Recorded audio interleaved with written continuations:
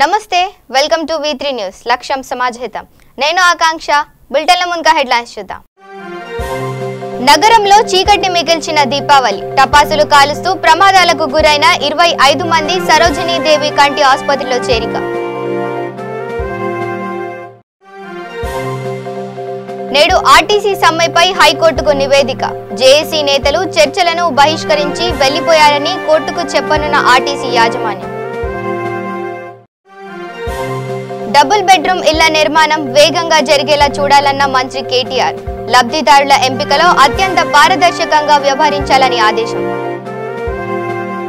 ఇక డీటెయిల్స్ చూస్తే దీపావళి పండుగ సందర్భంగా హైదరాబాద్ నగరంలో టపాసులు కాలుస్తూ చాలా మంది ప్రమాదానికి గురయ్యారు. అందులో కొంతమందికి స్వల్ప గాయాలు అవ్వడంతో ప్రథమ చికిత్స చేసి పంపించామని సీరియస్ గా ఉన్న 17గురిని ఆసుపత్రిలో అడ్మిట్ చేసుకుని చికిత్స అందిస్తున్నామని హైదరాబాద్ మెహదీపట్నంలోని సరోజినీ కంటి ఆసుపత్రి డాక్టర్లు తెలిపారు.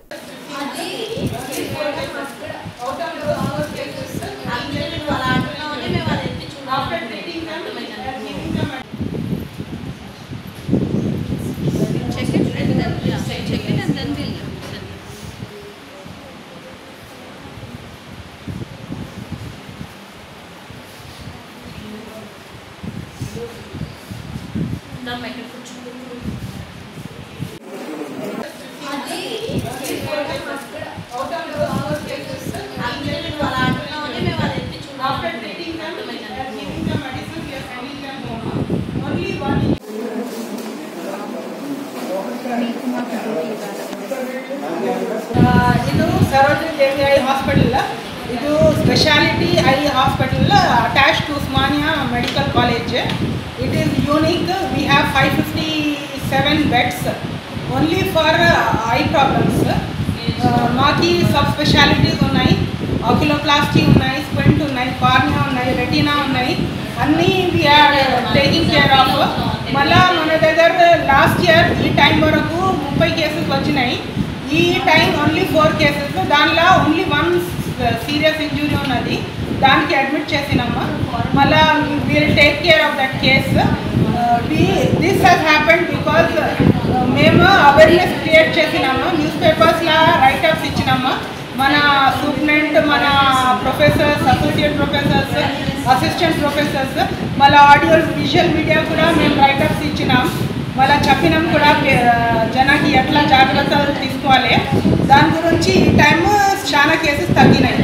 ఇక తెలంగాణలో ఆర్టీసీ కార్మికుల సమ్మెలో భాగంగా నేడు కలెక్టరేట్ల ముట్టడికి ఆర్టీసీ జేఏసీ పిలుపునిచ్చింది.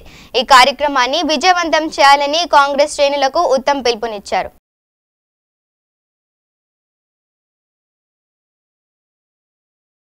ఇక తెలంగాణలో ఆర్టీసీ కార్మికులు తమ డిమాండ్లను పరిష్కరించాలని సమ్మె బాట పట్టిన సంగతి తెలిసిందే. అయితే శనివారం నాడు జరిగిన చర్చలు విఫలం కావడం, కోర్టుకు నివేదిక ఇవ్వాల్సి ఉండడంతో సీఎం కేసీఆర్ మరోసారి సమీక్ష నిర్వహించారు. ఈ సమావేశానికి మంత్రి Puvvada Ajay, RTC in-charge MD Sunil Sharma, ఈడీలు హాజరయ్యారు. సమావేశంలో కోర్టుకు ఇవ్వాల్సిన నివేదికపై నిశితంగా చర్చించారు. చర్చలు విఫలం కావడంతో భవిష్యత్ కార్యాచరణపై చర్చించారు. కాగా ఆర్టీసీ సమ్మెపై తాడో పేడో తేల్చుకునేందుకు ప్రభుత్వం సిద్ధమవుతోంది. ఆర్టీసీ జేఏసీ నేతలు చర్చలను బహిష్కరించి వెళ్లిపోయారని కోర్టుకు ఆర్టీసీ యాజమాన్యం నివేదిక ఇవ్వనుంది. ప్రత్యామ్నాయ చర్యలు వేగవంతం చేస్తూనే ఆర్టీసీలో అద్దె బస్సులను పెంచేందుకు మరిన్ని నోటిఫికేషన్లు ఇవ్వాలని ప్రభుత్వం నిర్ణయించింది. అంతేకాకుండా ఈ సందర్భంగా కేసీఆర్ కీలక ఆదేశాలు జారీ చేశారు. ప్రైవేటు రూట్లపై త్వరలో సర్వే నిర్వహించి రూట్లు, విధి విధానాలపై కసరత్తు చేయాలని మంత్రి అధికారులను కేసీఆర్ ఆదేశించారు. సమీక్షతో ఫుల్ స్టాప్ పడుతుందని అందరూ భావించారు. అయితే ఆ ఒక్కటి మాత్రం జరగలేదు. నేడు కలెక్టరేట్ల ముట్టడికి ఆర్టీసీ జేఏసీ పిలుపునిచ్చింది. జేఏసీ పిలుపుకు కాంగ్రెస్ మద్దతిచ్చింది. ఈ కార్యక్రమాన్ని విజయవంతం చేయాలని కాంగ్రెస్ శ్రేణులకు టీపీసీసీ చీఫ్ ఉత్తమ్ కుమార్ రెడ్డి పిలుపునిచ్చారు. మరోసారి చర్చలకు ఎప్పుడు పిలిచినా రావడానికి మేము సిద్ధంగా ఉన్నామని ఆర్టీసీ జేఏసీ కన్వీనర్ అశ్వత్థామరెడ్డి ప్రకటించారు. నేడు కలెక్టర్లకు వినతి పత్రాలు అందజేసి 30న సకల జనుల సమర బేరీ సభను విజయవంతం చేస్తామన్నారు.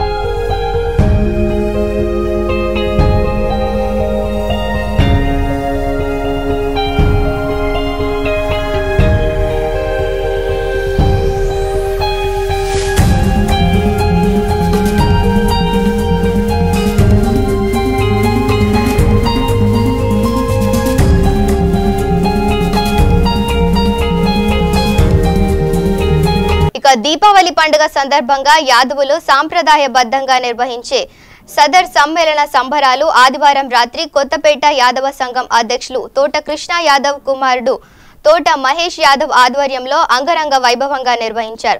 యాదవుల ఐక్యతకు నిదర్శనంగా నిర్వహించే సదరు సమ్మేళనంలో దున్నపోతుల విన్యాసాలు నగరవాసులను ఆకట్టుకున్నాయి. నగర నలుమూలల నుంచి కాకుండా పలు రాష్ట్రాల నుంచి దున్నపోతులు నగరానికి తీసుకువచ్చి సదర్ సయ్యాటలో ప్రదర్శన నిర్వహించారు.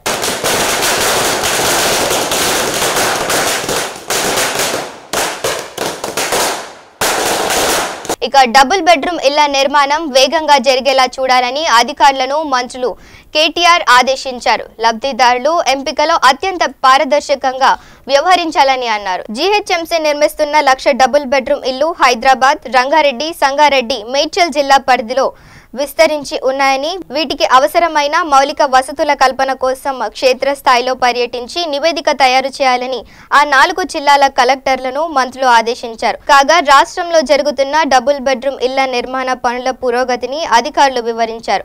హైదరాబాద్ లో ఆ ఇళ్ల నిర్మాణ పనులు చాలా చోట్ల 70% పైగా పూర్తయ్యాయని తెలిపారు. జేఎన్ఎన్ యుఆర్ఎం వాంబే ఇళ్ల నిర్మాణాలు పూర్తయినందున వాటి లబ్ధిదారుల ఎంపికను నెల రోజుల్లో పూర్తి చేయాలన్నారు. ఈ సమీక్షలో GHMC mayor Bonthu Rammohan, housing శాఖ స్పెషల్ చీఫ్ సెక్రటరీ చిత్ర రామచంద్రన్, పురపాలక శాఖ ముఖ్య కార్యదర్శి అరవింద్ కుమార్, జీహెచ్ఎంసీ కమిషనర్ లోకేష్ కుమార్, జలమండలి ఎండీ దానకిషోర్ పాల్గొన్నారు. ఇందుకోసం ప్రభుత్వం ప్రకటించిన మార్గదర్శకాల మేరకు నిర్దిష్టమైన ప్రక్రియను వెంటనే రూపొందించాలని హౌసింగ్ శాఖ అధికారులు జిల్లా కలెక్టర్లకు సూచించారు. నిజమైన పేదవారికి ఇల్లు అందించాలన్నదే తమ ప్రభుత్వ లక్ష్యమన్నారు. ఎంపిక ప్రక్రియ రూపొందించిన తర్వాత లబ్ధిదారులను లాటరీ పద్ధతిలో అందరి ముందు ఎంపిక చేయాలని అన్నారు.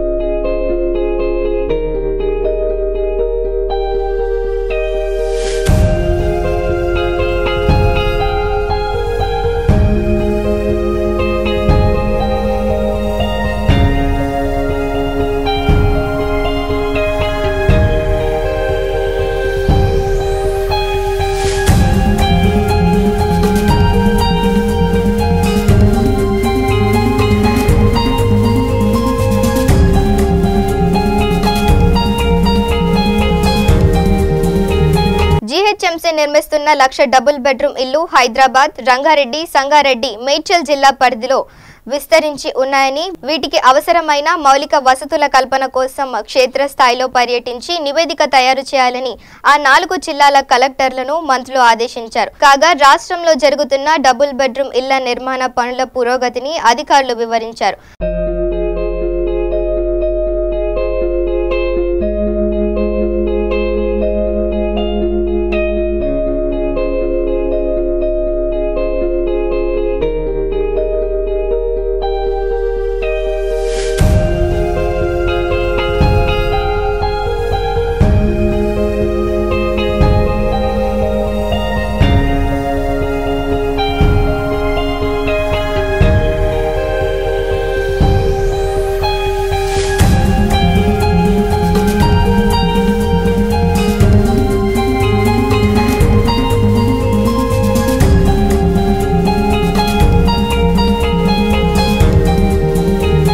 హైదరాబాద్ లో ఆ ఇళ్ల నిర్మాణ పనులు చాలా చోట్ల 70% పైగా పూర్తయ్యాయని తెలిపారు. జేఎన్ఎన్ యుఆర్ఎం వాంబే ఇళ్ల నిర్మాణాలు పూర్తయినందున వాటి లబ్ధిదారుల ఎంపికను నెల రోజుల్లో పూర్తి చేయాలన్నారు.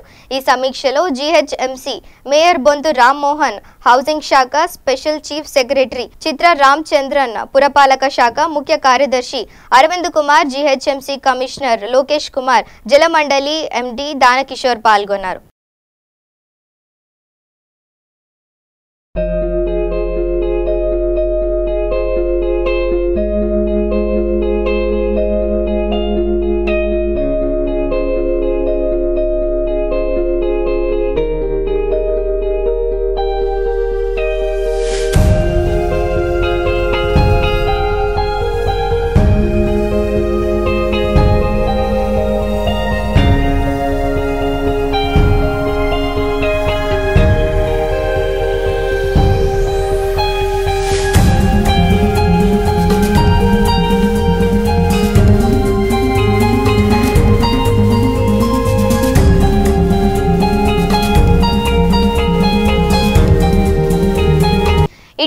ఎల్బీ నగర్లోని షైన్ ఆసుపత్రిలో షార్ట్ సర్క్యూట్తో అగ్ని ప్రమాదం జరిగి ఒకరు మృతి చెందగా 5గురి పరిస్థితి విషమంగా ఉన్న విషయం తెలిసిందే.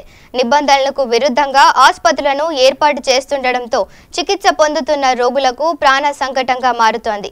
అగ్ని ప్రమాదం జరిగితే మంటలను ఆర్పేందుకు అవసరమైన పరికరాలు, ఆసుపత్రి చుట్టూ ఫైర్ ఇంజిన్ తిరిగేందుకు సరైన స్థలం ఉండడం లేదు. అగ్ని ప్రమాదం జరిగినప్పుడు ఆసుపత్రుల నుంచి పొగ బయటకు వెళ్లకపోవడంతో రోగులు ఉక్కిరిబిక్కిరై శ్వాస తీసుకోవడానికి ఇబ్బంది పడాల్సిన పరిస్థితి ఏర్పడుతోంది. ఇటీవల షైన్ ఆసుపత్రిలో ఇలాంటి పరిస్థితి నెలకొంది. ఆసుపత్రికి 20 పడకలకు మాత్రమే అనుమతి ఉంది. ఎన్ఐసియులో 3 పడకలకు మాత్రమే ఏర్పాటు చేయాల్సి ఉండగా 5 ఉన్నాయి. ఆసుపత్రి చుట్టూ అగ్నిమాపక వాహనం తిరిగే స్థలం లేకపోవడంతో మంటలను ఆర్పలేని పరిస్థితి.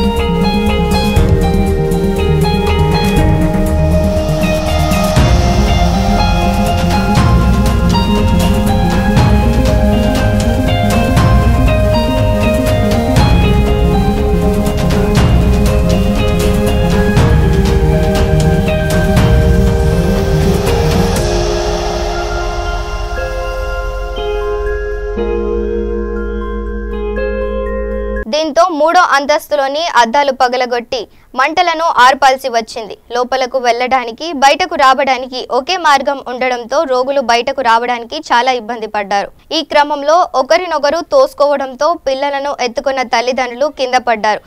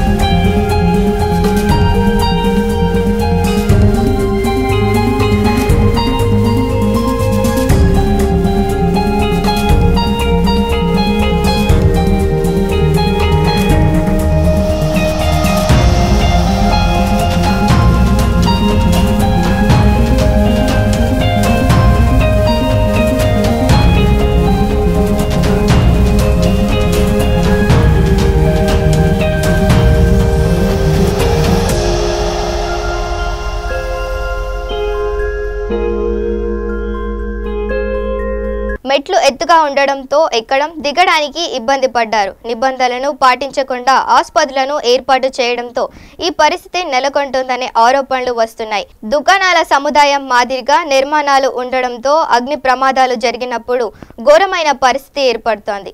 ప్రైవేట్ ఆసుపత్రుల్లో అగ్ని ప్రమాదాలు జరిగినప్పుడు అధికారులు చర్యలు తీసుకుంటున్నారు. వాటిని సీజ్ చేసి రద్దు చేస్తున్నారు.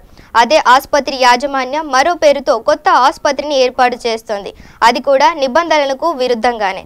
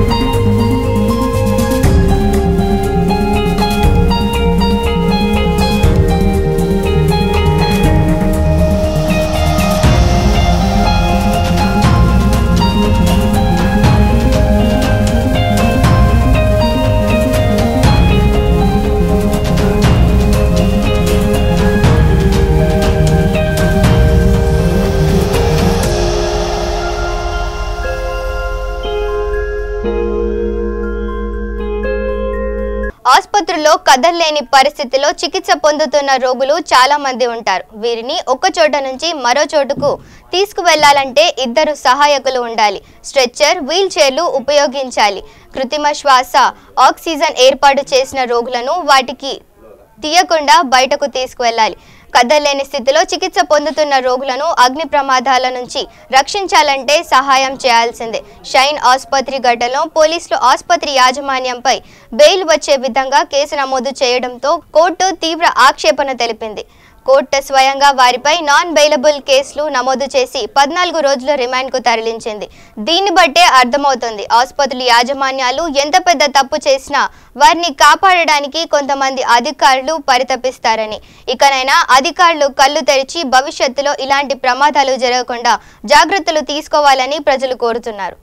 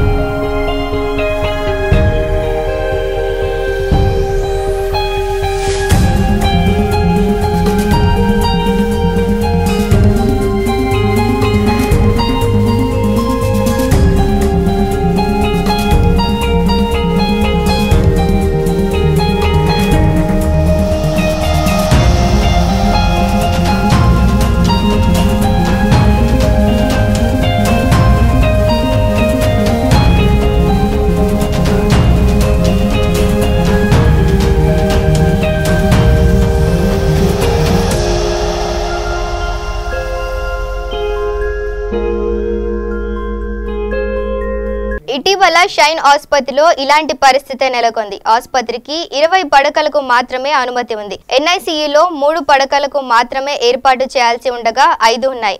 ఆసుపత్రి చుట్టూ అగ్నిమాపక వాహనం తిరిగే స్థలం లేకపోవడంతో మంటలను ఆర్పలేని పరిస్థితి. దీంతో 3వ అంతస్తులోని అద్దాలు పగలగొట్టి మంటలను ఆర్పాల్సి వచ్చింది. లోపలకు వెళ్లడానికి, బయటకు రావడానికి ఒకే మార్గం ఉండడంతో రోగులు బయటకు రావడానికి చాలా ఇబ్బంది పడ్డారు.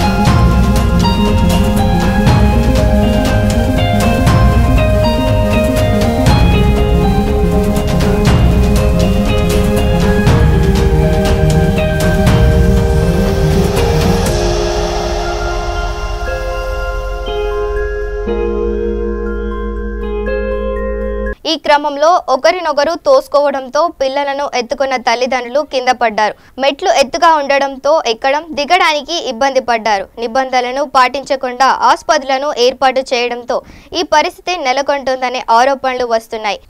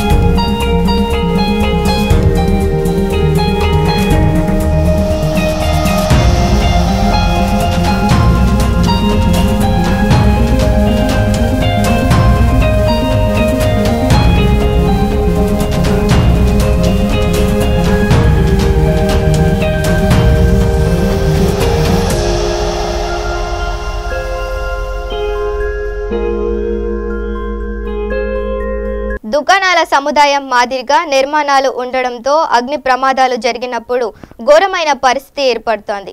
ప్రైవేట్ ఆసుపత్రుల్లో అగ్ని ప్రమాదాలు జరిగినప్పుడు అధికారులు చర్యలు తీసుకుంటున్నారు. వాటిని సీజ్ చేసి రద్దు చేస్తున్నారు. అదే ఆసుపత్రి యాజమాన్యం మరో పేరుతో కొత్త ఆసుపత్రిని ఏర్పాటు చేస్తోంది. అది కూడా నిబంధనలకు విరుద్ధంగానే.